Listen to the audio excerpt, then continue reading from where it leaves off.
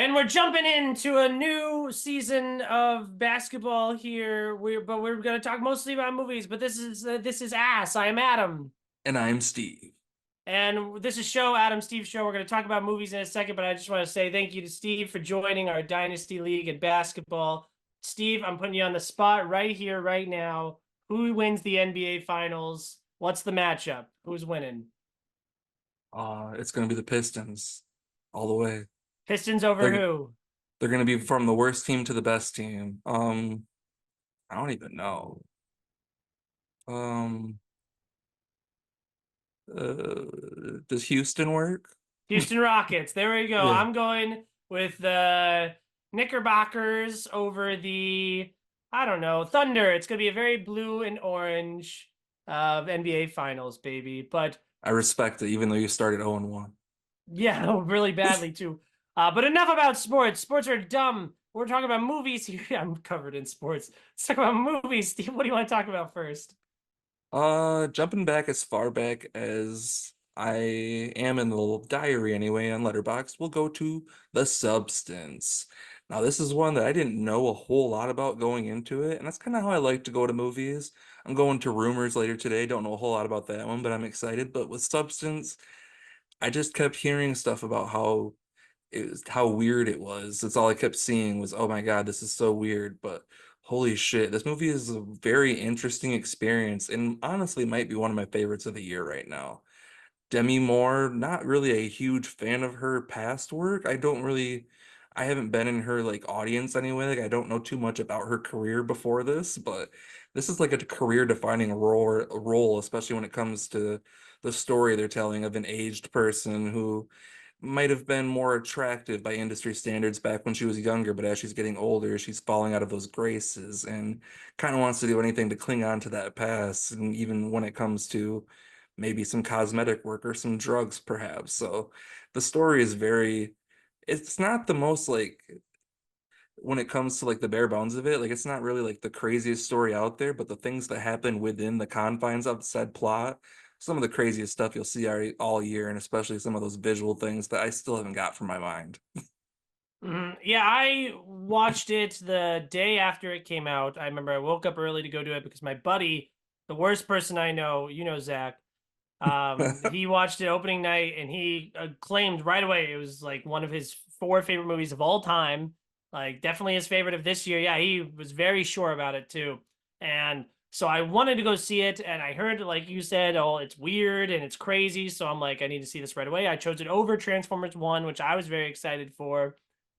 And I found myself kind of disappointed with the movie, both due to like the runtime, the predictability of the plot, and then the themes of the movie didn't necessarily ring exactly true for me. But you're exactly right. There is some crazy stuff in this movie. The visuals are wonderful, the makeup and the practical effects are really fantastic. And this is definitely one that's grown on me over time. And the more that I look at it like a crazy B movie instead of this like insightful like art piece, the more I like it. Yeah, and I think that's the way to kind of go for it. Like, it's not really trying to say a whole lot, especially that we don't already kind of know, like, oh, trying to enhance your beauty isn't going to end well and blah, blah, blah, and you're still old on the inside and just things like that. Like, and it's not really going about it the most negative way as much as like older movies especially have, whether it comes to weight or women's beauty standards and things like that. But I mean, everything in this was over the top and crazy from like the different cinematography and things. And big props, especially to someone who I hate to give big props to, but I felt like he was just really playing himself, and it was Dennis Quaid. Dennis Quaid was a very evil and dastardly like studio head, and it just worked so well to the point where like they didn't even feel like I wasn't watching Dennis Quaid. Yeah, I think he was great in it. I completely agree that I don't want to give him any credit, but like, yeah, he wasn't even acting. He just got on set and was like, "Ooh, the shrimp." Yeah. But yeah, you brought up Demi Moore. I like her from St. Elmo's Fire, but not really anything else really. And then Margaret Qualley's been in a bunch of really good stuff lately, so I like her. Yeah.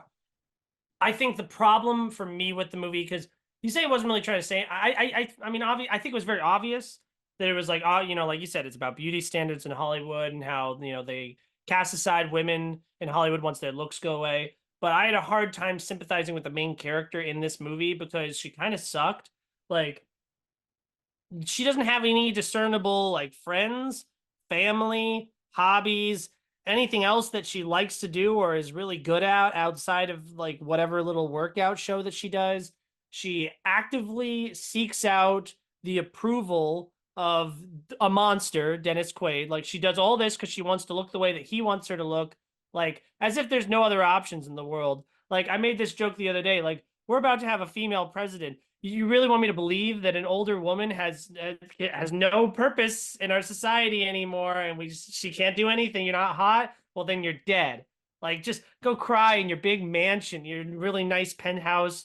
You know, the whole window, the whole wall is a window, and you want me to feel bad because you are a little bit wrinkly now, and nothing like bounces the way it used to. Like, so I just found myself not really caring for her very much. And obviously the movie like punishes this character, so it's not like they're rewarding her. But I Yeah. also thought it was just dangerous to like women. And I understand I'm a dude, and this is really is sure maybe isn't my territory. But there's other movies I've watched recently that like really left an impact on me, where it's like you are the master of your own universe. Like the world is your perception. If you go into the world with a good attitude, no matter what the circumstances, you are sure to get something out of it because it's all the power within.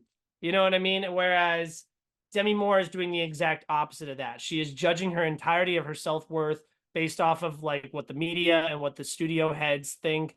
And I just think that that's extremely detrimental and takes the power away from the individual. And I think that that's dangerous to not condemn. Well, I think it is condemning it for the most part. I mean, even when they do the part where it's not even necessarily the studio heads and everything, it's literally her trying to Mm. go on this date for the first time with that guy, and she literally keeps looking at the poster and seeing herself so not worthy of what this guy sees her as. So she can't even go on this date because she keeps immediately wanting to fix herself more and more to the point where she just can't even leave and she starts going crazy. And it just kind of shows that even though this character, you can have some sympathy for her, I don't think she's ever really the most like, I don't know. Heinous. She's never the best protagonist either. Like she always has like bad intentions. Like she's not a perfect person whatsoever. She has a Mm. lot of, and is a lot of it from her status as a star for so long and her just developing that character to the point where she can't even see herself as someone, just a normal person. She has to see herself as this larger than life being that almost is not even her anymore, but it's who she sees herself as, to the point where she can't even see herself as a normal, just dressed down person. Mm. I pitied her. Like I Yeah. didn't like relate with her and feel bad Yeah. for her. I pitied her.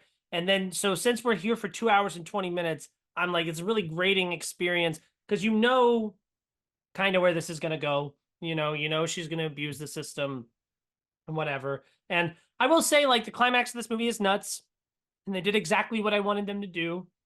I really like how we came back around to the beginning, and that was great. But yeah, I just found myself not vibing with the character and not vibing with what the movie had to say. So while I really enjoyed a lot of the technical aspects of the movie and the filmmaking, I only had it at a 3 out of 5 because I just thought it was like at the end the blood's on everyone else's hands, and it's like no, you have the power to see yourself the way that you want to see yourself, to view the world the way you want to view the world. Like attack the day. Don't let people like Dennis Quaid sit there and define how you see yourself. Well, yeah, and at the same time, it's also talking about drugs and things like that, and people being so dependent, and not only on maybe substance abuse, but even just the whole industry of plastic surgery and things like that too, and even the upcrease of like these different shots that people are taking for weight loss and things. Like a lot of these things, it's very much placing commentary on the pharmaceutical industry and things like that. And that's where I kind of really enjoyed those kind of parts of the plot anyway. But yeah, I can definitely, at the same time, I would just take this as like a fun B movie. And especially towards the end, that's what it becomes ultimately. And I just had so much fun with it. And there's been a lot of movies this year that haven't really been as much fun as this to me. That's kind of why I jumped to the 5-star rating. Is it maybe a little less, possibly, but I just had so much damn fun with it, and I'm really excited to watch it again, which is something I can't say for a lot of other movies that have come out this year too. No, I totally vibe with that. I feel like that's where most people are at with it. I just think that you talk about enjoying it like a B movie. The conversation, it seems like, at least to me on film Twitter, is that there's people who think that it's just a B movie and people think it's way more insightful, and then people who think it's both at the same time, and then it's not one or, it has to only be one or the other. And so it's definitely made for very interesting like discourse. Like even after not liking the film, I found myself thinking about it a lot. I really like the idea that like we have to take care of our older selves when we are younger, focusing on taking care of our bodies and Mhm. whatnot. And so I did really vibe with the film in certain ways, but and maybe when I rewatch it, like I said, it's gotten better to me over time. I think the less seriously I take it, it's just every time I try to be like, oh, it's just a fun B movie, they're like, no, it's actually really deep, and it's and then, I don't know. Do you think it's gonna get nominated for an Oscar? If it is, I would put it for effects, if anything, just because the effects are really good. But there's a lot of competition in that department already too. But No yeah, makeup I and don't. hairstyling? I mean, I would love it if it did. That'd be cool. And I mean, I've seen Demi Moore be nominated for less, and I think she did a phenomenal job, and it would be really awesome. But these kind of movies rarely ever get noticed at that time of year anyway, especially for those acting things. So we'll Mm. see. It'd be really dope because I think she's well deserving of all the things she puts herself through for that role. But yeah, overall, makeup and hairstyling, that'd be dope. But I I don't know if it'll really be remembered by that time of year. I think production design it has a real chance at two. I wouldn't give it any of the acting categories except maybe a Dennis Quaid supporting actor. I just think the fact that the film like gives him half of the leading runtime to Margaret Qualley and half to Demi Moore. I think that that kind of like lessens both of their chances in the lead actress category, and you can't really put either of them in supporting, except maybe Margaret Qualley, but really not really. So I think that it's sneaky to get a Best Picture nomination, especially if it collects those smaller like production design, makeup, effects, maybe sound. There's a lot of interesting sounds in this movie, that's for sure. Yeah. Yeah, like I said, I'd love for it to be remembered at that time of year, but we'll see. But yeah, 3 out of 5. 3 out of 5. I thought it was good, even though I had problems with it. Well, let's jump to one that I know you definitely gave a 5 out of 5, and that's our movie with some robots, but we'll go to that other robot movie here in a I minute. Let's thought you go to were the talking about the other one. well, I haven't seen that one yet, so let's go to the one I have seen first. Let's go to the fucking guys that may have even more rights than the women on US territory, like I said in my review. Those boys up there. Transformers 1. What'd you think about it? So I waited a long time to watch this because the press screening was when I was in another state. And then when it came out, like I said, I chose The Substance and I was very busy for a long time. And I heard everyone liked it and I knew I would like it. I knew going into it because for years I was like, we need to have less human beings in the Transformers movies. It's called Transformers. Let's do an animated one. I get it. You can't do a live action, fully Cybertron Transformers movie. It's too expensive. I get that. That's fine. Do it animated, do a Spider Verse. I think it's a cliche these days, at least for me. I say this all the time. I'm like, what if we got like a Spider Verse version of this, And so getting that with Transformers, I mean, the animation isn't as stylized. It's kind of more like TMNT in that way, but just having just like TMNT at Mutant Mayhem, we're getting a modern retelling that is a little funny that really goes back to the core of what these characters are all about. And when I finally caught it, I found myself loving the film. I had a wonderful time with it. I thought it was funny. I think it did exactly what I wanted to do, which was the number one tenet I had was I know that Megatron and Optimus Prime are enemies. I know that they're adversaries lifelong. I know they're not going to maintain friends the entire time, and that's fine. I knew who the Winter Soldier was when I watched Captain America: The Winter Soldier, but that still impacted me when it happened because of the way that it was executed. So I just wanted the moment when Optimus and Megatron stopped being friends. I wanted that to hit, and it did hit. How did you feel about it? Oh yeah, I echoing everything you just said. I mean, I love these kind of animated movies that I didn't really have like huge expectations going into it. I just wanted a fun story with. I wasn't like huge on those Transformers movies when we were kids either, like the Michael Bay ones or whatever, but they never really were my huge thing. And I always wanted to like know more about Transformers, but never really watched a show or anything. So seeing this story and kind of seeing the intro of it, I would love to see them continue in the animated field for a bit because this was a lot of fun. I Mhm. like you were echoing with them finally like getting to that moment when they had their emotional breakup and everything. Like so much here, and big props to all the different voice actors in this too. Everyone did great. Like I thoroughly enjoyed this movie. And was I stoned watching it and don't remember a whole lot of the plot? Yes. But did I have a really good time with it? Yes. I thought the voice acting was serviceable. It's really difficult with Optimus Prime when I so much associate a specific voice to that Yeah. character. But everyone else, like Brian Tyree Henry, I thought was good. Keegan-Michael Key is kind of doing his normal thing, but I think he was perfect in that role. And then Scarlett Johansson's kind of also doing the Black Widow thing. But I thought that the film had a lot to say as well. You know, we're going to talk about another movie later, but it was really interesting that this movie was about like an evil tyrant who likes to take the lower classes and like that worship him, that think that he's this great god, and he uses them and abuses them so that he can live at the top and power. I think it's really interesting that the Transformers who don't have Transformers powers, what are they called? Well, what's their job that they do? Were they mining? They were minors, Yeah. huh? Minority. You see what I'm like, and like, oh, the bad guy's like, oh, my word is the law, and whatever I say is what happens, and that's the Dude, truth. even at the end, like I wrote my whole goofy thing about like the robots on Cybertron have more rights than women in the US. And like it really was the whole speech at the end when like Optimus Prime's like, and every robot has the right to do what they please with their bodies and blah blah blah. And I was just like, what? I was like, that's crazy to say that. Yeah, and so I mean, it's a kids movie, so it's okay if it's a little like overt, but They're yeah, no, trying to I indoctrinate our children. That's what they're doing. Fucking liberals yeah, and I with their thought that painted nails. are we talking about spoilers at all? I mean, we know how the I will story say ends. it's kind of yeah, it's a prequel, so I think we're okay. So when Megatron shoots Optimus Prime jumps in the way. That worked really well for me. But it was when he like let go of his hand that worked really well. And then them, like leave here, that kind of bit that worked really well. But the thing that really worked for me, and it was such low hanging fruit, but it's when they flash back to when they first met each other, and he's like, "Yeah, I'm got your back, I got man." your Like, back, yeah.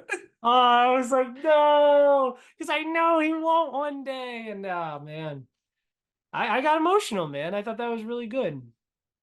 No, yeah, it is really an incredible movie. It has no right being as good as it is.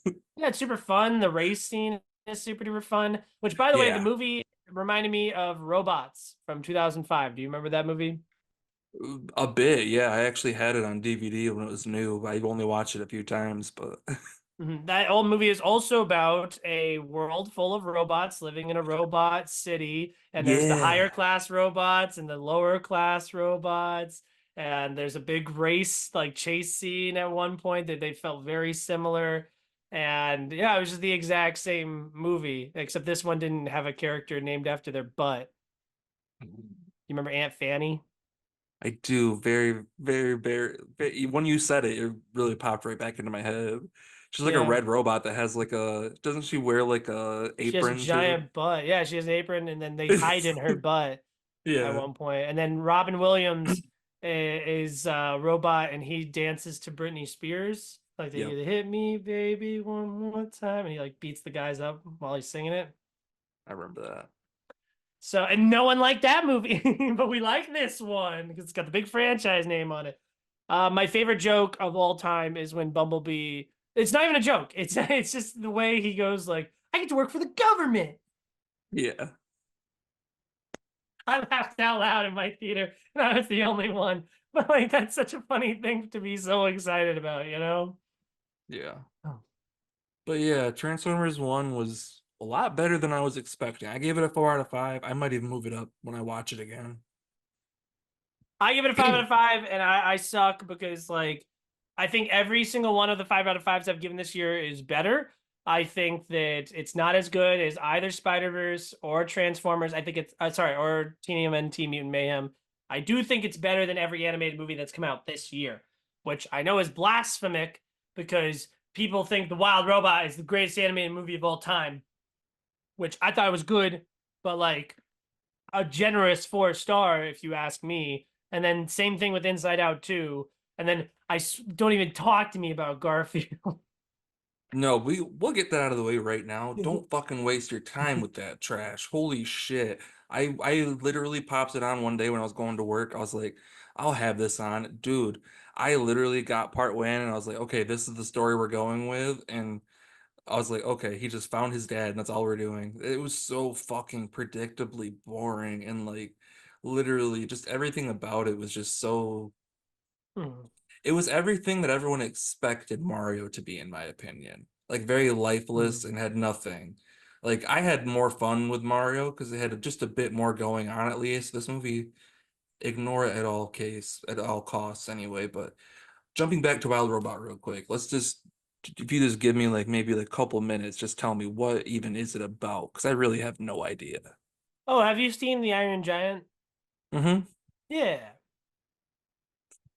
No, but it's very similar. We have No, I it's got it. kind Yeah. of a little boy, it's a little duck, and the wild robot, has to raise the little duck and makes friends with the fox, and it's cute, and the wood. Will I What? cry?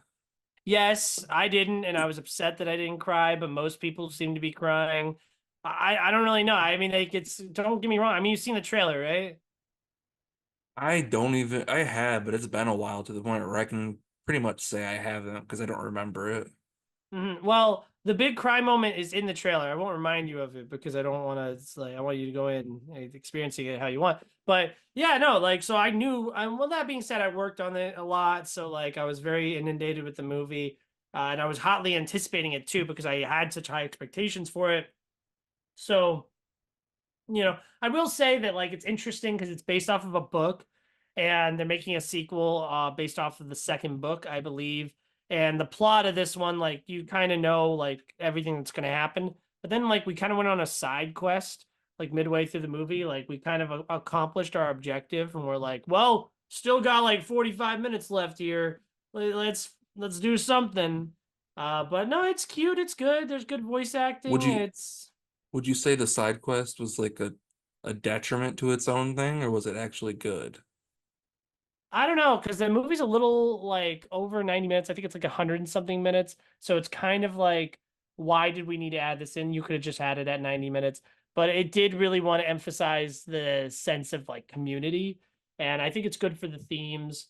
And I don't know. I think it's good for kids. It's an original movie. I mean, it's based off a book, it's an adaptation, but still, like, in a summer full of Inside Out 2s and Garfield 3s and Despicable Me 4s, like, sure, this is awesome, and I was just hoping that it was going to blow Inside Out 2 out of the water because obviously you wouldn't financially, and it did do really well financially, but critically, in some places it does seem like it's blowing Inside Out 2 out of the water because that's what you need to do to win the Disney award, you know what I mean? Yeah. But yeah, Hmm. no, I definitely think see it. Oh my God, bring your niece, dude. You guys will have a wonderful time. This is such a sweet movie for you guys to watch together. I don't necessarily think it's a boy movie or a girl movie. I think it works for everyone. Good messages, good animation style, real sweet. All right. Yeah, if I can get to it before it leaves theaters, maybe I'll grab her one day after school and go check it out. Oh yeah, definitely, definitely big recommend on that. But yeah, I give it 4 out of 5. I probably won't seek it out again for the rest of the year. If it's on Blu-ray, it would have to be $10 or less for me to buy it. Gotcha. Well, Hmm. let's jump into one of our other big releases that's come out that's quite the controversy, even though I think me and you have some different opinions. Some smiling, but let's jump to Oh, that. Let's jump to that that could guy have who been does two the different smiling. I things. will say just like that. He does it, but it reminded me like when you were doing it, I was like, I hope he doesn't mean smile too, because that's not what I was about to say. Hmm. Let's go to Joker. Oh, I thought you were talking about One A B. Terrifier, and I was like, how did I miss Oh, twice? damn, no, yeah. Let's jump to Joker first. hmm So Joker is one I was very excited for because it was such a bold swing. And if I believe right, who drafted this? Me or you? I don't recall actually. Well, whoever did is a goofball, a silly, silly goofball, because not only did this movie get panned by critics and especially audiences, but also the box office is dreadful. So, You of did. course, I drafted it with my second pick in the draft. So that one's definitely not gonna get me anywhere. Yeah, I liked it though. I thought it was good. I think people are being babies. It's kind of like do you ever watch How I Met Your Mother? Yeah. Yeah. So you know how people hate the ending of that? Hmm. And my opinion on that is like that's how it's supposed to end. If you watch the first movie, that this is how it's supposed to end. You know, like logically. Like I get it. It's not exactly what people wanted. I compared it to like it's like eating your vegetables. You know what I mean? Hmm. I don't know. How'd you feel? I surprisingly enough, a lot of people I think because I saw such negativity going into it that I think my expectations might have gotten lowered going into it because I don't know, I really enjoyed it. I didn't think it was bad by any means. Like I don't know what the metric is. Like if people truly think that just because it had music in it, it automatically made it a bad movie, they're just insane because like I don't think the songs were necessarily perfect, but I think everything fit where it was supposed to, and everything. I kind of liked where the story went, especially with the little bit of changes that they made to the Harley character and just different things to make it more unique and not literally a cookie cutter Batman Joker villain that we've seen so many times. Like Todd Phillips, love him or hate him, the man took a lot of different chances not only with this movie, but with the first one. And a lot of people praised him for the stuff he did with the first one. And then when he went too far out of their realm, everyone just wanted to condemn him. But I thought it was pretty fun.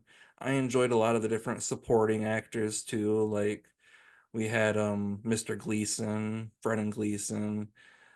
Everyone else kind of was just pretty cool in their different roles and everything. Lady Gaga I thought was super cool. Like I don't really dislike too much about it. And where we ultimately ended up, I think that was the best place to go. I think that was a very responsible place to go with the movie. You Yeah. brought up the music of the movie, and you said like, "Oh, if people don't like the music." So a lot of people walked out of the movie that when I was working on it, and they were upset that it wasn't more of an action thing. And I guess that people wanted that, like, classic clown prince of crime. Let's see him, start to build this crime empire and continue this Joker phase that everyone's I, going through with the riots and everything. And I think it's very responsible of Todd Phillips to not do that. I think that this movie, in a lot of ways, is a response to the first movie, as if to say, "Oh, did you enjoy that movie a little bit too much? Did you relate a little bit too hard to that character?" Well, you're wrong, by the way. It was a villain movie, and he is not a good person, and you should not admire him or relate to him in any kind of way. But sorry, go ahead. no, I mean, truly, that's where I've always got so confused about the first one too, because I'm like, where in that movie do you get that Arthur Fleck is a hero in any type of the like, if anything, he's just a defeated guy who's like he's obviously kind of pushed to the brink almost by circumstance at certain points, but he's also doing all of these evil actions himself. Like that's what's so crazy about it. And I don't know what like with you saying that the audiences wanted this action thing, I don't know what they were expecting by the first movie. They how they were expecting that movie. I don't put Well, two and two together there. I guess because just like in the movie, how Joker inspires all these people, the clowns, the downtrodden, the incels of the world. And I just think that the first one really romanticizes it a lot. Like at the end of the movie, when he goes on the Murray show, I think it's really satisfying when he does what he does because, he had been so, spat down on, you know what I mean? And Hmm. Murray had made fun of him so much, and it was nice to see this character who had been walked all over for most of the film really take a stand for himself on the biggest stage possible. And so when he goes on with his, you know, the downfall, or the shoot with the outcome of that decision that he made at the end of the first Joker movie, it's kind of like a celebration of it with a quick sobering moment, but then a riding off into the sunset, like the That's All Folks ending. That's literally he's dancing into the light. And then this movie is here to say that, like, no, you know, do not romance. I watched the first movie and I'm like, cool. This is a villain movie. He's so creepy and scary, and you know he's so crazy, and it's so Well, wild yeah, watching him, you he's like know, interpreted descend. as this like hero in all these people's eyes because he did that. But at the same time, like at the end of the first movie, I don't know, I interpreted it as like he's also the same thing that they're like he's a victim of it as well. Like he was also an inspired person by other actions. Like I don't know how to explain it that well, but like he's not the hero that they kind of wanted him to be. He was kind of just a victim of circumstance in that way too, where he finally just fought back when he was pushed so far down that as like an Mm. animal, he just finally fought back. And when he finally did, everyone just like misinterpreted it as like he's like this mastermind person, when in reality, he's just like everyone else. Mm. And I think in the second one, Lady Gaga's character is fans who like the movie too much. You know what I mean? And Yeah, then, that's exactly what they were going for, I think. yeah, I think also it's very telling that the judge character in the movie, who did he look like? You remember the judge when they're in the court scene? Because I there was a certain filmmaker that definitely looked like that judge. You know, old guy, old white guy, the white hair, the big eyebrows, the big glasses, short I'd have to guy. watch it again now. I'd never even put that together. Martin Scorsese. It looks just Yeah. like a Martin Scorsese, like impressionist or whatever, look like. And so I thought that was very deliberate because, you know, the first movie obviously borrowed a lot from Scorsese. So the fact that like this movie is like the first movie is being put on trial, and who's the judge but Mr. Cinema himself, Martin Scorsese. So I thought that that was a really interesting angle to come at the movie from. Yeah, that makes me like it even more now. I never even put that together. Yeah, I think that the movie was an interesting artistic direction. I could see why Warner Brothers might look back and be like, "What the fuck were we doing?" Because I like the music. At first, I was like, "There's nothing I'm adding to my Spotify," but there was a few like "Smile" from Lady Gaga, "That's Life" from Lady Gaga, and I think maybe one other one I really liked as well. But you know, obviously Arthur Fleck, Joaquin Phoenix is not a good singer at all. No. I kind of But liked that they let him do it though and didn't really try to overproduce it or anything. It made it more natural. It would have been too weird if they would have tried too hard with it, you know?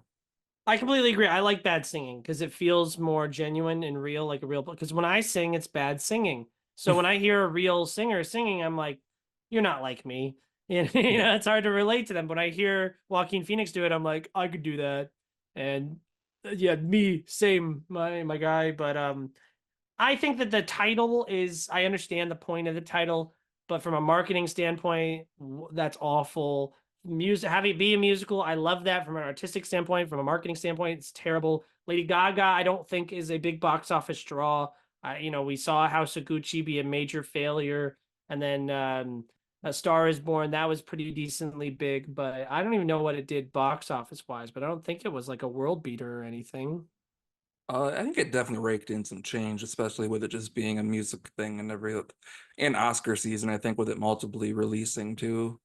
I think it ended up raking in some good change, but yeah, nothing too crazy that I could think of. But yeah, I did not expect this to be a horrible disaster like it was. But like you said, Warner Brothers let him take a lot of chances that most studios probably wouldn't have. And while most people probably wouldn't give credit to Warner Brothers in that situation, this is the one time I will give them credit because it makes really fun movies that way. It's not all cookie cutter bullshit that we get a lot of times out of the Marvel Disney camp, to be quite specific lately, where we just get things that you could literally plop any person in there and there you could just say, oh, that person directed it, and you wouldn't know the difference practically because there's no true style or unique artistic ability to it, you know. I do have respect for Todd Phillips. I think he is a douchebag director, and I'm really happy that Warner Brothers let him do this. I think he didn't seem like he really wanted to do this after seeing the movie. I think that I'm excited that big passion projects like this will get made. I don't know why this movie cost $200 million to make. I think that's absolutely ridiculous. It's just not the type of movie, and especially when Yeah, you're going to take some of the big artistic swings. Like, what? Where did all that money go? the sets look cool. Like It's a that's visually truly, gorgeous movie, yes. yeah. Like other than that, I truly, yeah, I'm just as dumbfounded. I have no idea. Yeah, but I think that a lot of the vitriol that this movie is getting is lame, and I think that this movie will age very well. Like, there's no way this movie, I mean, made less money than Morbius, dude. Like, it's not worse than that. No, that's what's so crazy. It's like people were trying to say like, oh, because it made less than Morbius, and or like it has worse ratings than like, oh, what's that? Madam fucking Web. It's like, are you kidding me? Like I would watch this movie over Madam Web like 5 times. Like Oh, yeah. Madam Web is fun to watch to make fun of it. This I can actually stand to watch and just watch it for what it is. Like it's still a good movie, but it's not anything like truly special where I'm like, I need to watch that again. Like that scene right there, blah blah blah, that's great. Like there's nothing really in this that really has me running back. Yeah, just watched Venom Let There Be Carnage. Oh no, sorry, The Last Dance last night. Trust me, I know a bad supervillain movie when I see one, and this is the Mona Lisa compared to that. So I'm happy. It doesn't bother me that it didn't succeed. Good, actually, it didn't succeed because I don't want a sequel to it or anything like that or any kind of continuation whatsoever. I don't think anyone else does, and I fear for Lady Gaga's career a little bit. I don't care about Joaquin Phoenix's career. He's an asshole. And then Todd Phillips, I'm sure he'll make something. I really don't think that it'll be that hard for him to, especially if he like goes back to his roots and makes some R-rated like studio comedy for a streaming service. That's my bet. Actually, he's gonna make straight to Amazon. No, he's too big. I think yeah, they'll give him something significant. He'll get a No, second no, we're chance. making Hangover 4. Oh no, no. It's funny. There was a scene in Venom: The Last Dance that reminded me of the end of The Hangover 3. And it was like it was very interesting because it felt like they really wanted, without spoiling anything, that they really wanted me to be like, "Oh, what a journey! 3 movies." And like I'm shedding a tear for this family that I've grown over this 6-hour venture. Um, yeah, that worked way better in The Hangover than it did in Venom Let There Be Carnage. But Damn. yeah, the being said, no, I do not want another Hangover movie. They ended it perfectly. If they touch it again, I'll be mad. Oh yeah, no, I could not even tell you what happened in the third movie. I've seen it once, I think, but I've stopped with the second one. I really like the third movie narratively. I don't think it's as funny as even the second one is, but it's definitely got a much better story than the second one. Ooh, okay. Well, we dropped this box office bomb, so let's go into the box office darling that I Oh, personally have some huge invest. Okay, what? sorry, I'm at a 4 out of 5. What did you give it? I gave it a 4 out of 5 as well. Hey. Yeah, I thoroughly enjoyed it. Like I said, it's not anything I'll run out to watch again, but I think it was pretty damn good. Would I maybe bump it down to 3.5? Maybe, but because of Mhm. all the negativity, I'm giving it the edge.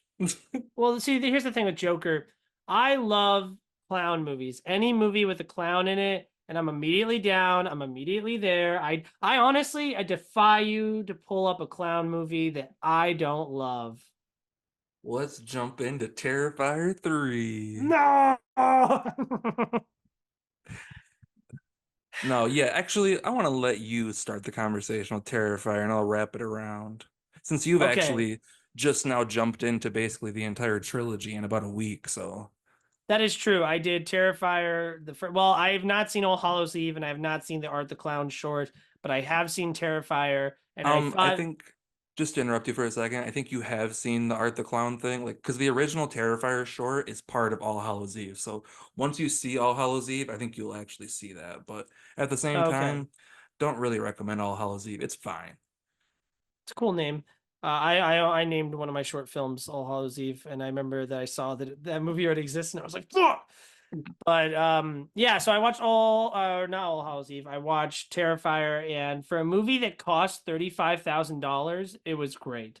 Like I Yeah. really love and respect the concept of getting a new like creating a new horror icon, especially when we're in a day and age where franchises are all the rage and we got to make a reboot to Nightmare Before Elm Street or Jason Friday the 13th or Halloween or Exorcist, and we're getting redos of everything. It's nice to see a filmmaker come out and be like, well, I have a new thing. Let's see how this works. I love that. I Hmm. respect that. Yeah, Damien Leone really, that's exactly what the motivation was behind making that first one too. Is just like there's not a whole lot of originality going on in horror. I mean, I think he did it in 2013, 2014, somewhere around there is when the Mhm. actual 16. film, yeah, that's when the actual film came out. I think the short might have been made a few years before that, but Mhm.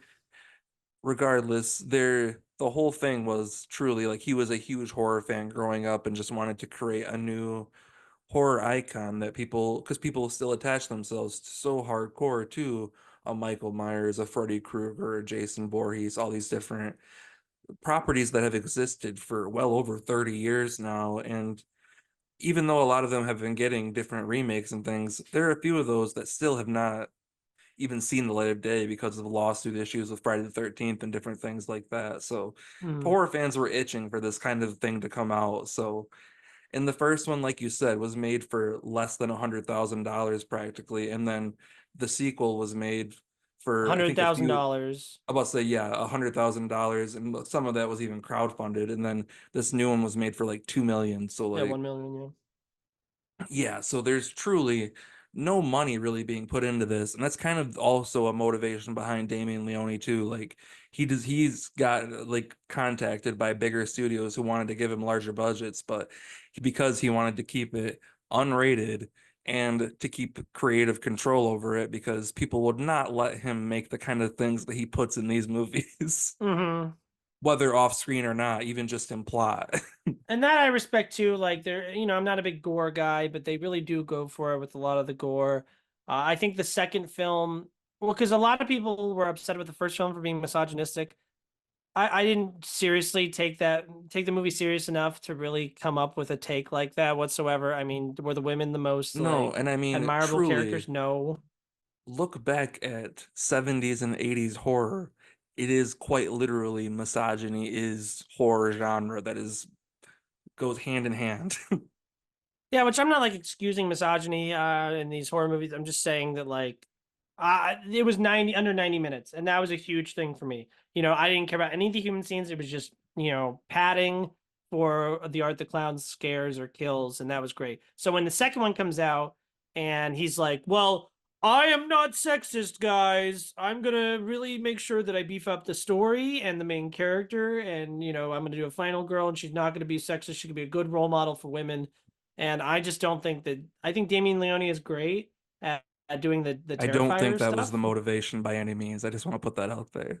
No, I read about it. I swear, this IMDb trivia where he was like, "Yeah, people thought I was sexist," and I was like, "But I grew up loving horror because my mom and my sisters." Well, no, So, people have he's definitely confronted the whole sexism thing, but I don't think he wrote the character of Sienna purely because people were calling him misogynistic. oh, fair. I'm not saying that he did that Okay, purely, that's but what I I'm thought you were sure that saying. That's why I like was he like, wanted no. to like respond to the those criticisms.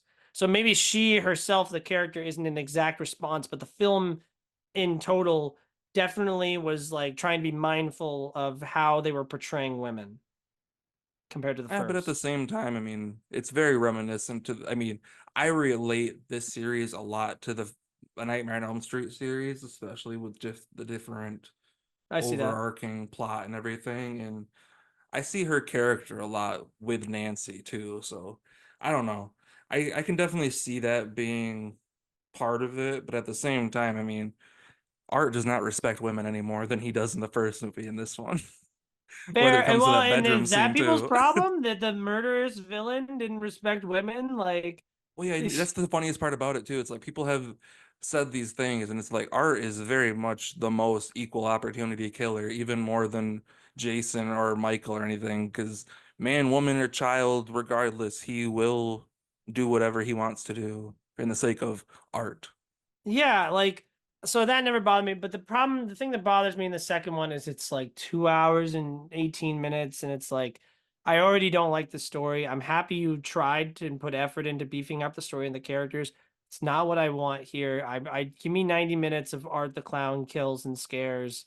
So I didn't really like the second one very much. Yeah, that's where you and I are almost polar opposites too, because I almost totally didn't watch the second one because I didn't like the first one so much because the characters were so annoyingly boring and just also talked so stupidly that once people were actually talking a bit more normal in this one and almost there was a bit more of actual story going on in the second one that I actually found a more love for the first one after seeing the second one and loving it so much. Like, I get the runtime is long, especially for people that aren't enjoying it, but for someone like myself who very much enjoyed it, I truly have watched the movie several times and have never felt like it was too long, even though it is a bit overindulgent. Yeah, I just I wanted to like this movie as much as possible, but the more you inflate the budget, that being said, what you said at the beginning really made me respect it that he had bigger offers and he was like, no, I want to do Oh my yeah, own no. thing however I want to do it, and I don't need That's you. what's funny. It's like even $1 million is virtually no money to make especially a feature film. Hmm. Like especially in today's world, you can almost not even like get the all of the places you need to actually shoot your film for that amount of money, let alone any props Hmm. or cameras to rent or anything like that, or paying anyone to be in it. Yeah, exactly. It's really hard to make movies, so in that regard, I do appreciate it. The third one comes out. It's got this Christmas vibe. I thought that was, cute and fun. But still, no. This is the first one I watched in a theater. I think I took a nap. I think I went to the bathroom. I was very bored. I became nauseous from my popcorn. Not because of the movie, just wasn't feeling it. And no, yeah, no, still no for me. So. Respect it, appreciate it, make another one. Fuck it. Everyone's really happy. Great. Oh yeah, I But mean I'm not participating. they have like almost I think over 10 times their budget at this point. So like this movie's not going away anytime soon. I don't care what Eh. anybody thinks of it, unfortunately. Like, it doesn't matter what if anybody still hated it. It's just like I even saw it, literally, it was uploaded on YouTube the other day, the third movie, and it had over 100,000 views and it was only up for a few hours. That just shows like how crazy people are about this shit. It got taken Mm, down within a few hours after that. Like, I kept an eye on it just out of curiosity. But people are insane over these movies. Like, and I'm one of those people. Like, I'm a big fan. I mean, I literally have the poster of Terrifier 3 hanging up in my room right now. I have the cup of mm, Terrifier over by my fridge right now. Like, I am a slut for Art the Clown, and because I'm a huge fan of all of especially when it comes to the practical effects of everything and just how balls to the wall it goes. I'm a huge mm, fan of that, and I've always been a huge fan of horror, and especially when you mix horror and comedy together, my two favorite genres, it just mm, works so well for me. And Art truly, like more than any of the other movies, especially with this third one, he had me laughing hysterically. And surprisingly, the whole theater was actually laughing more than I thought it would too. Like I was in a sold out theater the very first night of it airing, and it was quite fun. Like the first time, I think I went to see Terrifier 2 pretty quick when it came out, and by the time that bedroom scene got over, I think there was probably half the theater left that was there when it started because people were just like couldn't handle the the insanity of mm. it. But yeah, I would still say the second one is my favorite, but this one is right behind it, especially because at the same time with it being a horror movie, it does a lot of the different Christmas stuff in there, which I love a good horror Christmas movie too, like Santa's Sleigh with Bill Goldberg. I watch it every year at Christmas, and I love a couple different other horror movies like Krampus. Krampus, the original Black Christmas, not that new bullshit. Um Mm. I only saw the new bullshit. yeah, you got to see the original one. The original Black Christmas is super good. It actually has the dad from Nightmare on Elm Street too. Mm. He's a cop in that one. And the girl who Well, played Romeo and Juliet when she was Juliet when she was younger that they show in school all the time and she shows her titties. Ah, yes, She's in Black Christmas too. yes, yes. So yeah, see Well, Black Christmas. I will say it's very youthful of you to be this passionate about the Terrifier franchise. The audiences that I saw skewed very young. And I don't mean like Five Nights at Freddy's young, which this is like much better than that. It's a little older than Five Nights at Freddy's fans, but I was just shocked by how filled every theater was. And maybe college students are looking younger than I thought I'm used to, but yeah, it was a lot of, security going on, a lot of kicking people out of theaters and parents having to bring the younger people and Well, yeah, I this was the first movie like almost ever I think that I literally got ID'd for because it's an I got ID NC-17. too. Yeah, but it Yeah, was at the theater I worked at and I didn't have my wallet because I left it in the car and I had all my stuff and I was like, yeah, you know me, right? Like, and yeah, luckily no one was around, so they were cool. yeah. I was like, what the fuck? I told my buddy that I was going to see it with. He hadn't left his apartment yet. I was like, make sure you grab your fucking wallet because I just got ID'd for this. But yeah, Yeah. I mean, rightfully so because I don't think children should be anywhere near this movie. I think it would be Yeah, it's just gross, you know what I I mean? will say, Like, yeah, it's not really like, and that's the thing I will say too, that people are like, oh my God, he kills kids and blah blah blah. But that's one thing that he does tastefully. I'll give to Damien Leone. Do kids die? Yes, but do we see them die? No, and that is the right thing to do in my opinion. Like, don't mm. make things too gross, especially to in that regard. But you can play with the lines a little bit. Yeah, there was a scare in this one specifically. It was like the bathroom sex scene, which I thought, could have been more gratuitous in some ways, but how that scene ends was like awesome. You know what I'm talking about? Yeah, yeah, Yeah, yeah, 100%. that was awesome.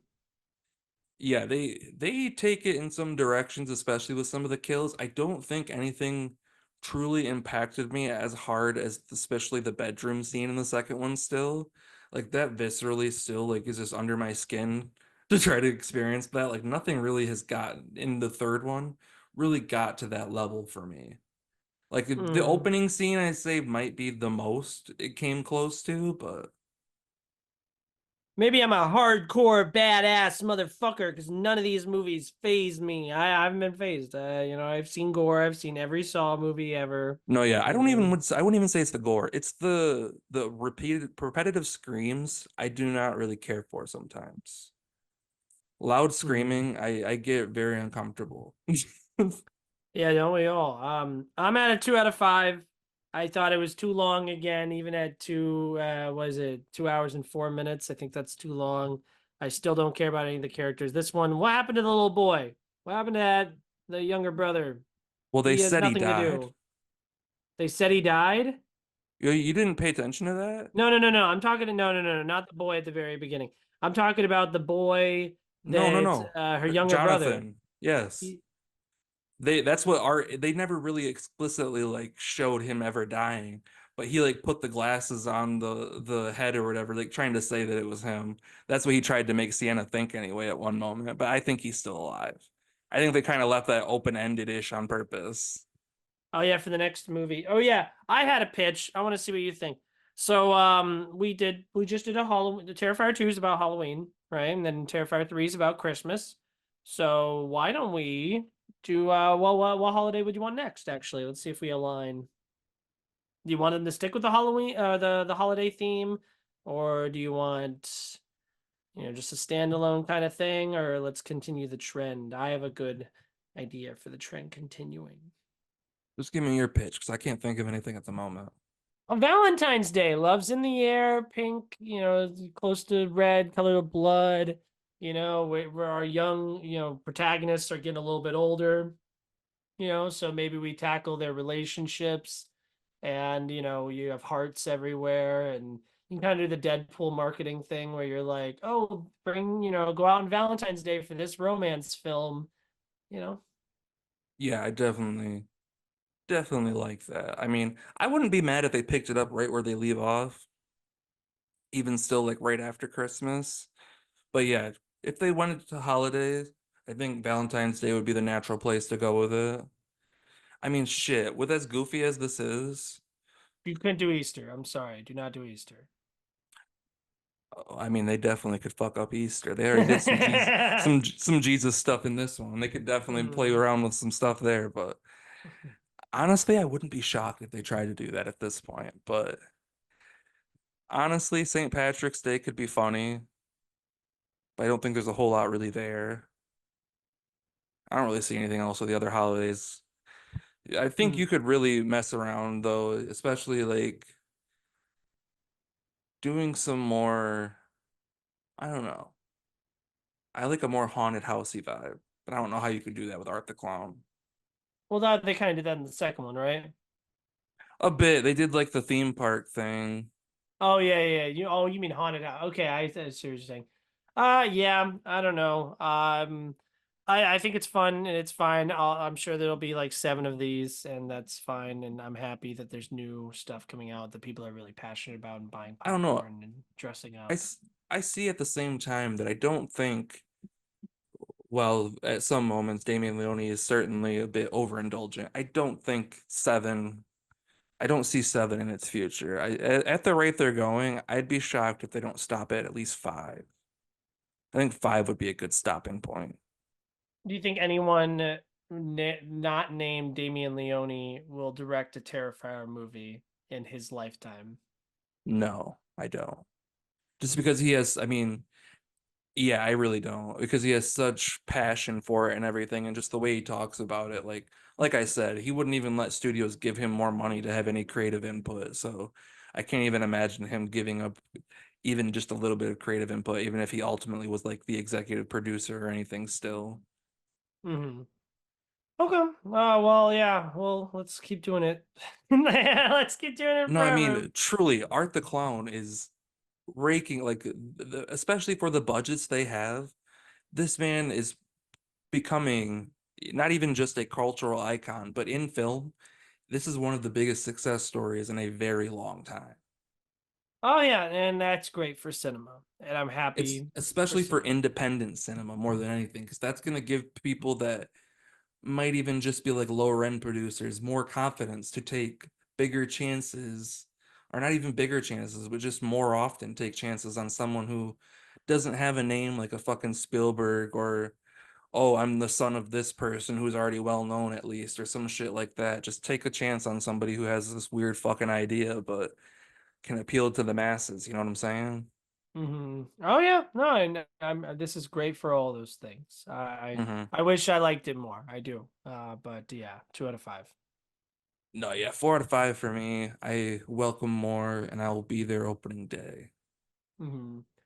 Another movie about a clown that we both watched was you saw The Apprentice. Did you like The Apprentice? I had an interesting experience with The Apprentice Oh boy. because I went into it and when the audience was showing up when I was already in there, because I really didn't really know a whole lot about this movie other than that Sebastian Stan was playing Donald Trump. That's pretty much all I knew. And then the audience that was showing up for it was 50 plus year old white couples. Oh no. And I was like, oh no, is this not the movie I thought it was gonna be? I was like, oh God. Hmm.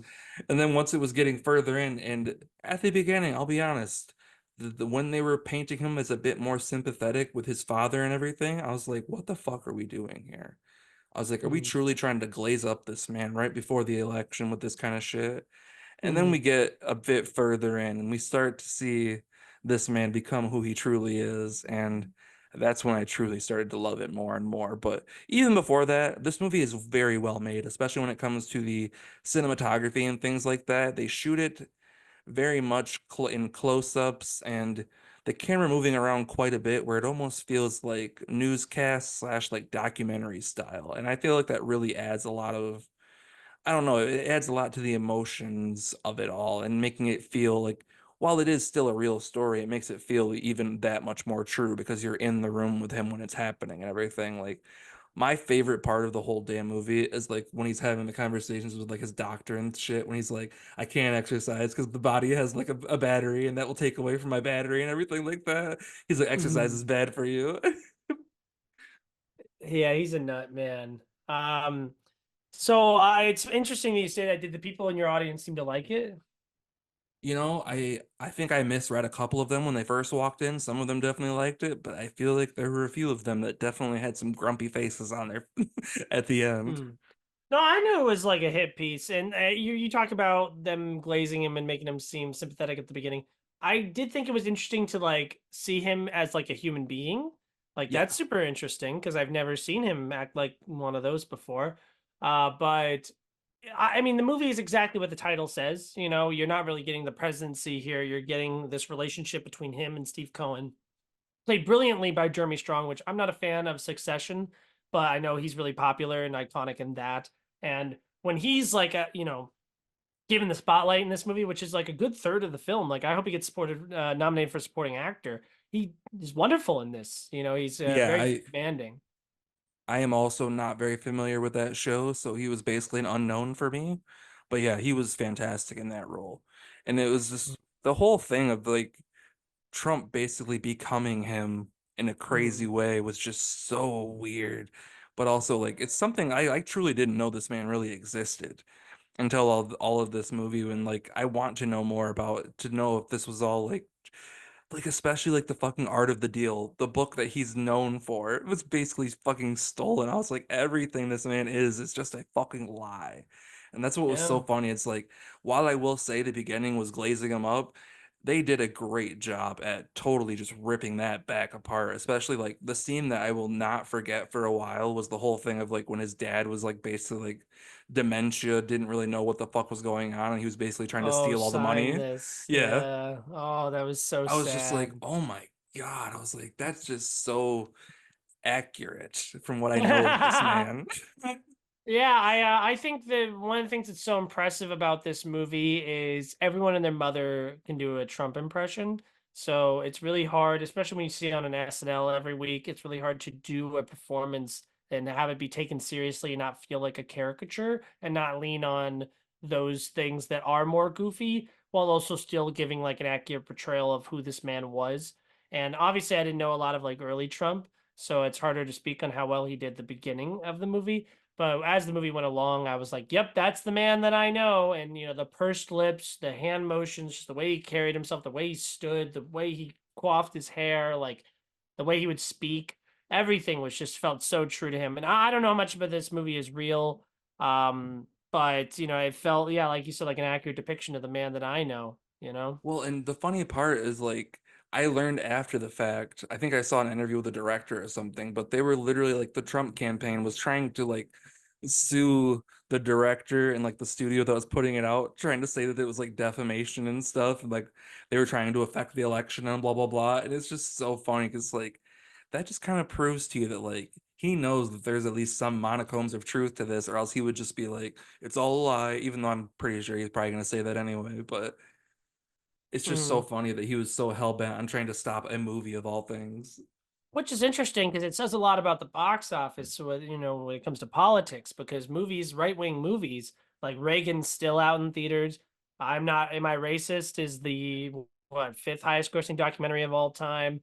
You know, there's the fifth God's Not Dead movie that, you know, The Forge is making a lot of money. You know, a lot of these more right-leaning movies are succeeding very well. And something that's more left-leaning like this, you know, a hit piece about Trump is not succeeding at all. No one really even knows about it. So I don't think Trump has a problem. I mean, this movie doesn't affect Trump. You know, No, it's stupid. that's what's I so see funny those. about it. It hurt Mhm. his ego more than anything, and that's what's the best part about it. It's like truly, yeah, it doesn't affect. It's not gonna convert any of the fucking hardcore trumpets who are really already had their vote casted in their brains since like 2016. So I mean, it's not gonna do anything there. But what it will do is hurt this man's soul because that's where it's like so funny because like he's such a fragile individual that like Mhm. something like this hurts him and bothers him so much to the point where literally nobody else in America is talking about it other than the Adam and Steve show. Well, see, that's the thing. As I think, if you're a supporter of Trump, I think you can go into this movie and be like, "Wow, that was about a go-getter, ambitious businessman who, you know, was able to bend the rules and accomplish his will no matter what." And that's the guy I want at the helm running the ship. And I get that. I think that this movie had a lot to say about like nature versus nurture, especially that speech at the end where he's like, "I think you have to, it has to be in your genes. Like you have to, like, you have to be born with it." And it's which is such a crazy thing for him to say because obviously he's stealing the rules in that scene, but it's also like, he's a child that comes from money. Daddy handed him everything that he ever wanted, and so it's really, and he is right in that sense. Like, oh yeah, to be this stupid rich, you either have to be obnoxiously lucky or come from money. And at the beginning, he's not like that bad of a person. Like you see Roy Cohn be like, "Hey, let's do this illegal thing." And Trump's like, "Oh, should we really do this illegal thing?" Like, like he seems to have some amount of moral compass at the beginning and is corrupted by people like Roy Cohn and, led astray by people like his father. And, just the absolute Yeah. rejection of the person his brother turned out to be. So I think it's definitely on the nurture side for Yeah, sure. it showed well in yeah, like when he was starting to find some modicum of success, it showed like how desperate he was for his father's approval. Like the moment that he finally found that he was successful, his dad immediately approved of him and like even when he wasn't that big up, his brother, who was a fucking pilot, that wasn't good enough for him, and just crazy shit like that, where it's like the dad was so horribly just abusive to all of them, to the point where his older brother, I didn't even know he had an older brother until watched this, and I was like, oh God. Yeah, really sad stuff. I also want to mention Maria Bakalova. We know her from Guardians 3 Yeah. and Borat 2. I think she did a wonderful job here as well. There's a scene in particular that is really excruciating to watch. Wow, he's just a really vile, disgusting monster of a human being, and I really hate him. And I cannot wait for the next 3 months to be over. Yeah, just hopefully it goes in the fucking right direction, but let's move on from all that negativity. I want to Oh, talk about five a out of movie. five. I really loved it. I thought it was great. What One did of my I favorites rate of the year. it? Probably ahead I of Transformers, but below everything else. I gave it a 3.5. I'd probably move it to a 4 at this point, even thinking more about it, but good movie. But a movie I saw on the same exact day that I don't think you've got to catch yet is Saturday Night. Have you got to see it yet? No, I'm a bad guy. Well, it's directed by Jason Wrongman, who I hate, so I'm like not really like running out to the theater. Yeah. Well, I will say though, that being said, it's it's made quite well. Like right now, it's a 5 out of 5 for me. I fucking loved this movie. I love how especially there are a lot of different moments where like you're going through the entire studio of like this crazy night of the first night of Saturday Night Live and all of the hecticness of everything going wrong, and the camera is literally like almost nonstop cutting through these different zones and everything, and just showing how stressful and chaotic it all was, and between the drugs and alcohol and just people not fully understanding TV and everything, and just there's a lot going on in this movie. And as someone who is a fan, not like a huge historian of Saturday Night Live, but someone who still watches it every now and then, and especially in my teen years, caught it every time live on Saturdays. But I know a few of the different iconic characters from that time period, whether it was like Chevy Chase being there and John Belushi, like especially big props to the whoever, I don't know what the actor's name was, but I think he's pretty much an unknown. But the actor who played John Belushi straight up like embodied John Belushi to the point where like he acted exactly like him and sounded like him. And the big props to the whole cast, honestly. Everyone did really well. The guy who was also in that Succession show, he's been in a lot of other Nicholas things Braun, too. Yeah, he played two different roles because Andy he Kaufman, played and Jim Henson. yeah, both of them, and just perfectly. I mean, the whole like docile nature of Jim Henson and then this like the weird absurdity of Andy Kaufman, just so much fun to be had with this movie, honestly. Lamore Morrison or whatever from New New Girl. Girl, he was in there. Just a lot of really awesome people. So I mean, if you get the chance, I'd highly recommend it. I'll definitely be getting to it. Definitely looks like something I would like, and I really like the cast a lot. I just, it's really hard for me to get over the like, well, these are all my dad's funny friends. I really hate Jason Wrongman. I hate those Ghostbusters movies so much. I think he's a jerk and an asshole, but he's made great movies before, and I'm sure I'm that about to this say one's also I very do not fun. know enough to even have an opinion on him, other than I just know that he's the son. Oh, I love Thank You for Smoking. I think that movie's great. Juno's really good. There's some I really saw good Juno. movies that he's made, but I'm not I so vehemently hate his Ghostbusters reboots. I think they're both like really terrible. So I I blame haven't seen the him. second one, but I liked the first one other than the ending. Well, Gil Keenan, who I believe who directed Monster House, directed this new one, The Frozen Empire, and he wrote Saturday Night with Jason Wrongman. So it's the same like team. So like, there's a little part of me that's like, fuck it up. Like I want it to be bad so I can hate them. But no, it looks good. They're actually trying to make a real movie and not a Stranger Things franchise bullshit ripoff. No, yeah, I highly recommend it though. Very fun movie. I'll tennis you. I will throw back another movie that I loved, 5 out of 5. I would recommend not looking into it whatsoever. Have you heard of A Different Man? I mean, the title is so generic that I feel like I might have, but Good. Don't even look into it at all. It stars Sebastian Stan. He is the different man, and it's wonderful. It was absolutely amazing. I knew nothing going into it besides that I knew one of the supporting actors in it, and I knew like that was generally the concept of the movie, and I had a great time. It really embodies how I feel about life and about the world and how we should carry ourselves and how we should attack the day. So it really spoke to me very heavily. I like this movie more than Dune Part 2. It's my favorite movie of the year so far. The performances are all really great. I think everything this movie has to say is exactly spot on perfect. This movie had me on the edge of my seat, surprised at every turn. I was shocked by directions that it went into, and I think you will specifically like it because I think it's a cinephiles movie because it's really like snake eating the snake's tail kind of a thing. Like movies about movies, kinda. So I just couldn't recommend it more. It's my favorite movie of the year. and it's called what? A Different Man. It is a drama. At times, it's a very dark comedy, but it's definitely way more dramatic. I was telling my parents because I'm gonna take them to go see it that it's maybe the most normal favorite movie of the year for me in a while. So, but I mean, it is pretty nutty at certain points, but like it's very dramatic, very sad. You kind of feel like you know where the movie's gonna go. You're 20 minutes in, you're like, oh, is it one of these? And then it quickly decides that it's the opposite of one of those. And that's such an exciting development and I haven't felt this way about a movie in a long time. Very interesting. Let's But talk about. Okay, no, go I ahead. No, no. was going to transition to another movie too. What do you got? Well, I was gonna go to one that we've definitely both seen. One Oh that we yeah. definitely, yeah, I was about to say one that we alluded to just a little bit ago, and maybe we weren't the biggest on the first one, and that is Smile 2.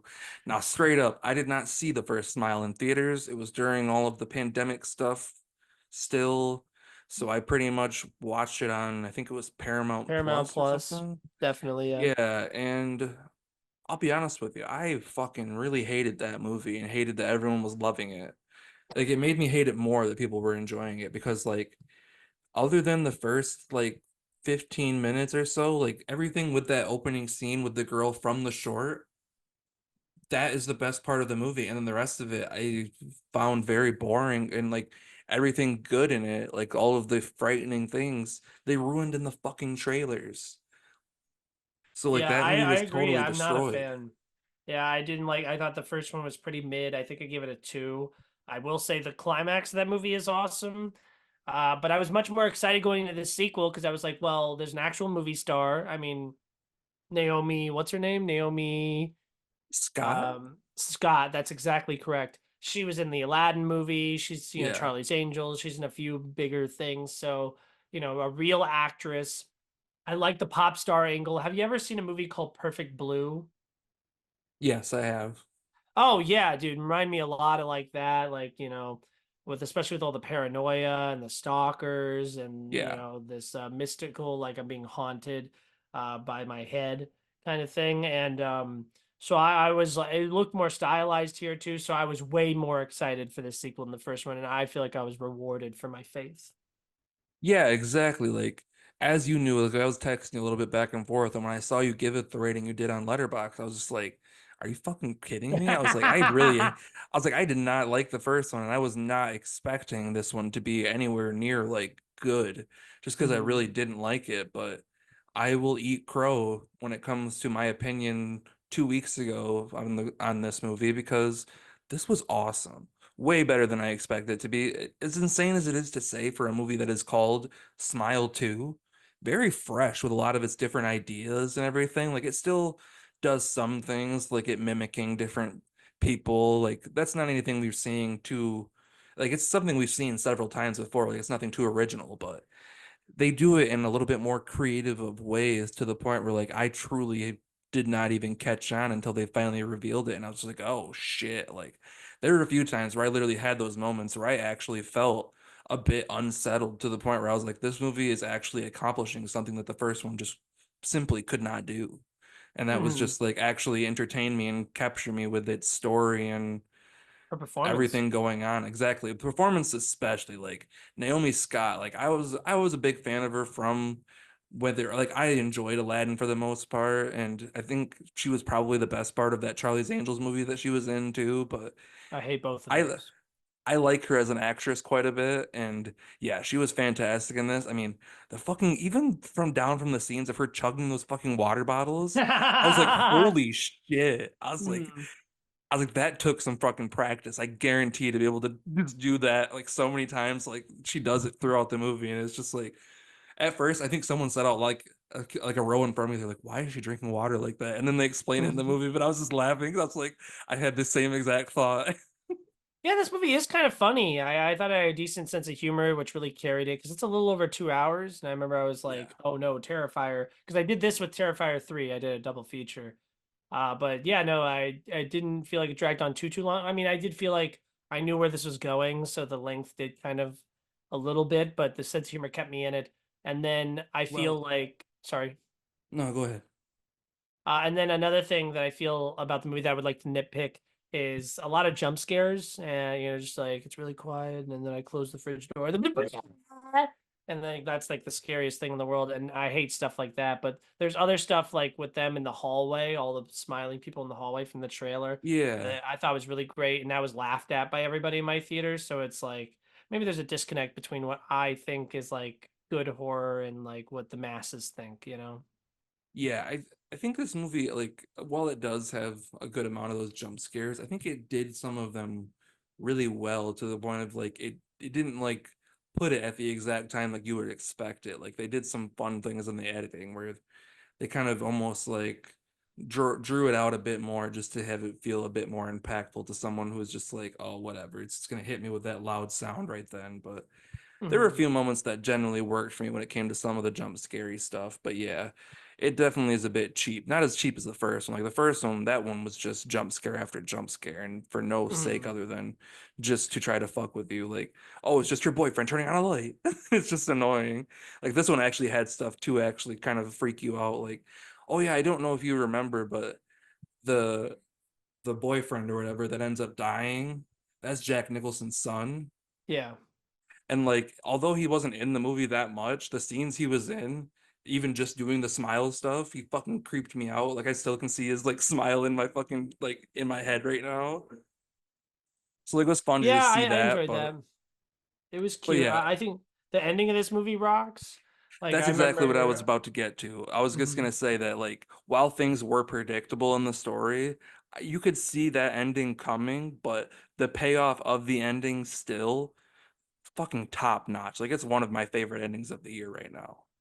Yeah, really it is. I remember sitting there being like, do this, do this, do this. And then when they did that, I was like, yay. So I thought that was really awesome. It's really deranged, really mean. It kind of Well, reminded me the end of do you ever see Blumhouse's Truth or Dare? I haven't.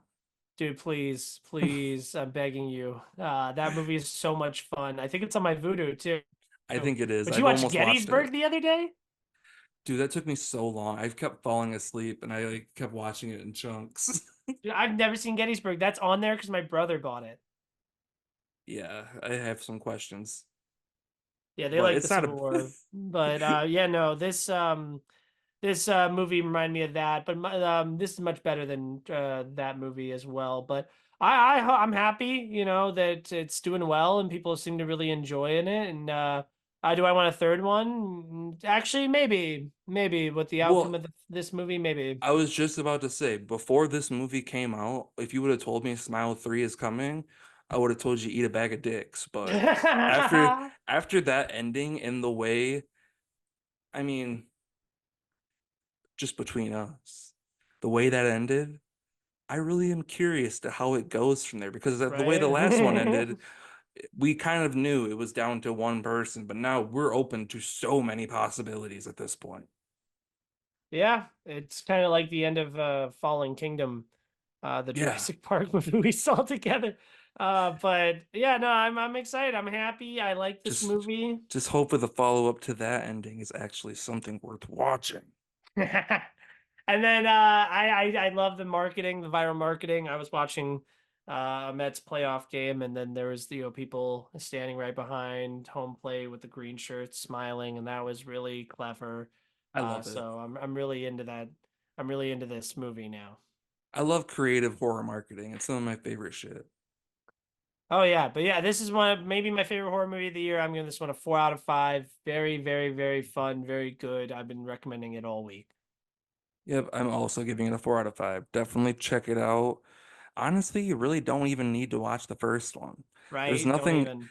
yeah, I was about to say, it recaps you enough where you know what's going on. You know enough going into the second one right away. So watch it, and I think you'll have a good time. If you feel like you really need to see the first one after you watch the second one, by all means, put yourself through an hour and a half, do whatever you need to do, but watch the Mhm. second one. It's worth the price of admission for sure. I will second that. Yeah, you do not need to see the first narratively. No. And then, so some other ones that I just wanted to go through real quick. I would love to recommend personally to you. I think you will eat this up. I think you'll have a great time with it. I had a really good time. It's called It's What's Inside. Yeah, that's a double apostrophe. It's What's Inside. It's a Netflix movie. It is about a bunch of like young adults, and they're dealing with some of them are dealing with like relationship problems, and they go to their friends are getting married, and they go to this like kind of like intimate like celebration at one of their friends' house, and they decide to play when one of their estranged friends shows up and recommends that they play a game. That game has some unexpected consequences, and the outcome of the game is very revealing of how a lot of these characters feel, and they'll never be the same. And it's really, really interesting. I think it's really interesting the way that it's shot. I think the way that they divulge information about characters is super interesting. And it's one that I was kind of like, oh, I wish that there was like more high caliber people in this movie, but yeah, it kind of reminded me of like I don't even want to say. I don't even want to say because I think it's one the less you know about it, the more you're gonna enjoy it. But it's a horror for sure. Yeah, I think I saw it on Netflix the other day. Like the trailer started playing, and I was like, "Oh shit!" I was like, "This sounds kind of cool," and I just kind of scrolled past it and didn't think too much of it. But now I'll definitely Yeah. go back to it. Devin, who you know, gave it a 5 out of 5. That's what inspired me to watch it. I think everyone that I know is at like a 4. I give it a 4 and a heart. Yeah, a lot of 4s, a lot of 3.5s, a couple 5s. So I definitely would like to recommend that one to you, man. I will definitely check it out soon. Just rattle off some bad movies that I watched from this year on streaming. Strangers Chapter 1, maybe the worst movie of the year. I hate that shit. Winnie the Pooh, Blood and Honey 2. Didn't you watch that? I've actually seen both movies. I will say right now, Strangers Chapter 1, it's not as bad as everyone says it is, in my opinion, but it is a Uh-huh. nothing burger of a movie.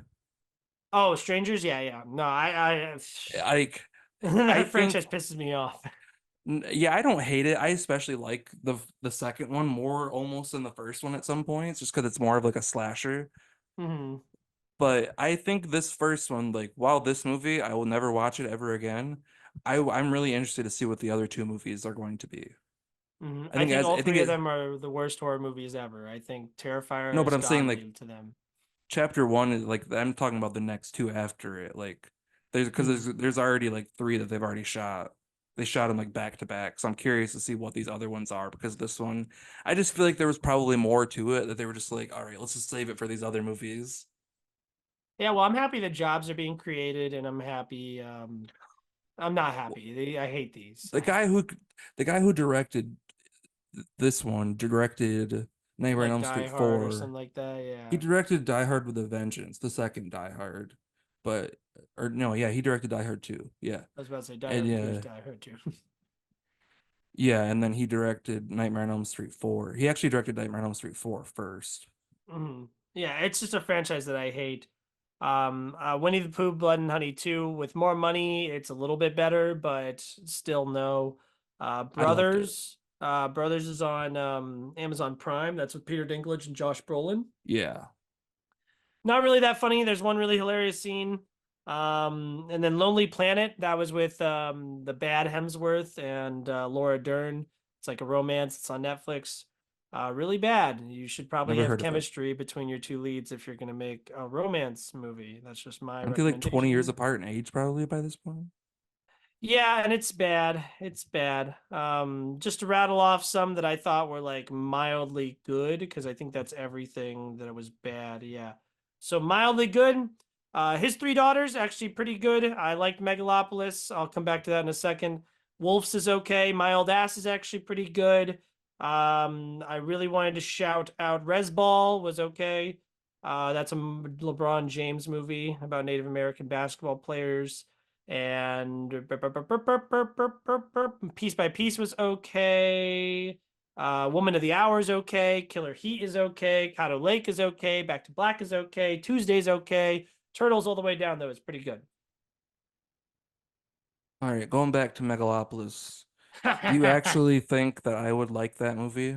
I think you should see it. I think it's required viewing for cinephiles. I think it's super duper interesting. I think that it's unfairly treated thus far. I think it's a lot better than people are giving it credit for. I do think that a lot of things are goofy about it. I think some of the goofy things are on purpose. I think other things are like an old man blubbering about nothing. And it's just a movie that like was really trying to be something special. And then those are movies I think cinephiles should try to see. Well, it just like straight up did not last in my theater like longer than like a couple weeks. Like I think the fucking Matt Walsh movie lasted longer. So Oh like yeah, I'll people have to hate watch it. it whenever it's streaming, but Oh, you won't get to see the live portion. I mean, you probably wouldn't have anyways, but still, there's a live. Have you heard about that? no. Do you care if I tell you about it? I mean, because you won't experience it. So basically, there's a scene in the movie where Adam Driver, like literally, like this is the screen, like my screen right now, and Adam Driver is like looking down into the side at like someone that's sitting in the crowd. And so what happened in our movie is the lights kind of came up a little bit, and Matt actually, weirdly enough, he got a microphone stand, stood like right in the line of sight of Adam Driver, and mouthed a question, like he lip synced a question. So it was as if like we in the audience were asking Adam Driver a question. Hmm. And I thought it was lame because I knew about this going into it. I thought it was going to be more of an actually interactive thing instead of someone just like pretending to say something. But that is, it felt like you're at Universal, doing like Yeah, one of those experiences. So it's kind of lame for me personally, but there was trying. interesting. But yeah, that's pretty much all I got about it. I really was interested by it. I think that some of my friends liked it, other of my friends hated it, and I think a movie that's going to give you a visceral reaction like this is worth seeing. And I wish the audiences were more open-minded to it. I wouldn't blame you if you hated it, though. Yeah, I'm very curious. I can't say I've ever been like overly like impressed by any of his movies. Even I mean, as blasphemous as it is to say, like the Godfather movies have never really wowed me that much. Oh, the first two are perfect. The third one's bad. It's okay, but I think it's the first one's better than the second one too, and I'm one of the only people that thinks that, but I like the second one more, but the first one is the better movie. I will give you that. yeah. But no, Francis Ford Coppola, I appreciate. I went back and did Dracula, Bram Stoker's Dracula. I did The Outsiders recently as well. So I'm trying to get through his entire As career crazy on enough, that's Jack. probably my favorite of his that I've seen. The Outsiders? Hmm. I would probably, I mean, I would go with the Godfather movies, and I would also go with Apocalypse Now. But I I read did the think book a lot as Jack a was kid. better than I thought. You read the book a lot of Outsiders. oh yeah, it was a book. That is a nutty cast, huh? Very. Yeah, I read the book like multiple times and did a whole report about it when I was like in seventh grade. So that's like the only reason I really know that. I really know what very well. I like did comparisons between the movie and the book basically for my essay. Hmm. I will say that some directors that the movie Megalopolis reminded me of, it kind of has the CGI of like a Robert Rodriguez family movie. It kind of No, that's not has good. the like mixture of modern style with throwback, like old, like period piece style at the same time, like melding those two things together, kind of like a Baz Luhrmann would do. You're selling me on Um, this, but in the wrong way, I think. it's kind of a disaster piece, man. It really is. Like a lot of it doesn't work. Some of the performances are baffling. A lot of the decisions are baffling, man. But Finding my it's curiosity be more morbid curiosity. and that's appropriate. I think I would encourage you to go because either you like it, you actually like it, or you think it's so awful that you like it. And either way, you like it. And I'm I at must like a say, three out of five. You know. I'm excited. I'm more excited now after this conversation than I was going into it.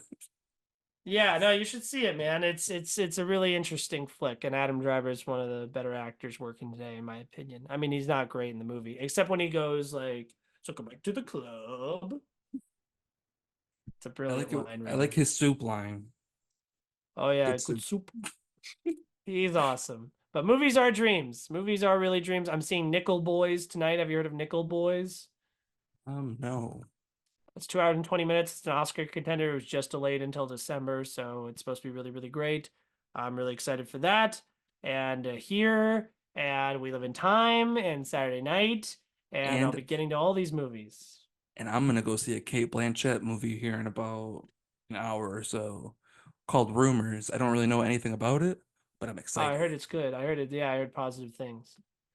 Yeah, I don't know. Oh yeah, the other movie I want to talk about real quick. I watched this morning, one that you've already seen several months ago, but I finally caught it on Shudder, and that is the Irish Oh yeah, film Oddity. And yeah. that movie was pretty damn cool. Like I really didn't have huge expectations going into it. I remember it being in theaters, but never had a chance to see it, unfortunately, even though I try to see most horror things if I can. But this was a lot of fun. I didn't know, like I said, didn't know that anything about the story. It wasn't really like too new of a story. Wife Hmm. dies. We try to figure out the sister's trying to figure out why she died, and sister's also blind, and crazy shit ensues. But I forget what did I write as my review because it was pretty funny, I think. But because the wooden like doll that she brings with her, whatever her ship's Hmm. there, it's just so awkward in the background of the scene so often that it cracks me up. Oh yeah, I said Oh. Avatar would have been cooler if they did it like this. Because she like takes over as the wooden person and beats up the guy at the end. Oh yeah, yeah, yeah, yeah.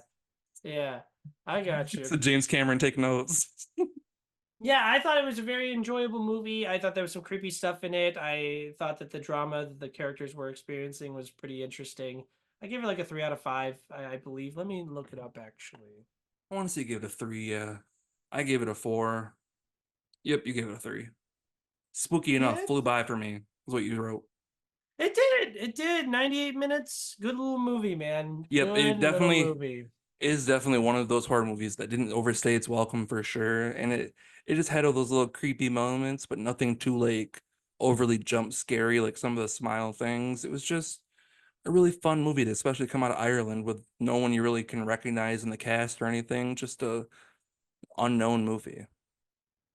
Yeah, well, I'm happy you got to check it out. Shutter's got some good stuff this year, so this is the Yeah, time, right? absolutely. Spooky season is upon us. Any other movies you want to bring up before we wrap up here? No, crazy enough. You know what I'm actually also other than rumors, what I'm seeing tonight, the 20th anniversary of Saw. How Oh, crazy is that? Unrated. Yeah, that I Yeah. watched it the other day. It's awesome. I mean, yeah, we've seen Saw a million times. Yeah, it is one of those horror movies, especially coming out when it did, that like it was one of those things where I was getting introduced into horror and Yeah, it was one of those movies that's just so iconic in my mind, and I loved going back and rewatching it. I honestly probably do it almost annually at this point, just going back and trying to rewatch all of them just for fun. And it'll probably start my whole series watching this one, but I couldn't pass it up. It's literally in the same exact theater that I'm seeing rumors in. Like after it's over, it's the same exact theater they're showing the Saw one in. So I was like, perfect. I don't even have to leave. Yeah, it's one of the goats. I think for sure one of the 21st century horror goats. But yeah, James Wan is amazing. Lee Winnell's great. I love Carrie Elways in that with Danny Glover. Just everything about that movie is so personal and special to me. It'll always be one of my favorites. Hell yeah, brother. But yeah, spooky season. It's here. Go watch something scary while you still can. There's great horror movies out in theaters. If you like clowns, if you don't like clowns, there's stuff for everybody out there. So thank you guys so much. I have so many reviews out. I'm doing such a great job. I'm gonna finish editing my Venom review right after this. So check that out. Steve. I'm not doing a great job, but I have stuff recorded. I just haven't Hmm. edited them. I actually recorded a Beetlejuice review with my niece because I took her to see it for her birthday a couple Hmm. weekends ago. So that'll probably be the first thing on the Film Fan Reviews channel here, but hopefully not the last of this year. Like I've been thinking about it. I think I might do like a over encompassing, like just go through my diary and talk about all the things I saw over the year just because I haven't made any reviews. So Hmm. I might just do something big like that, but keep an eye out for that. We'll see. Yeah. Thank you guys so much for watching this. Watch some horror movies. Vote. Even if you're voting a different way than I like, go vote. Voting is good. You're Absolutely. right. Go vote It and love your is family. it is quite possibly the most important thing you could do, and there are a lot of different things that are on said ballot this year that could impact not only yourself, but many members of your family, including maybe even your daughters or granddaughters or nieces or anyone you might love. So take a look at that ballot and let's vote. And keep loving ass. Ass all day, play with it. Mm, mm, mm, mm.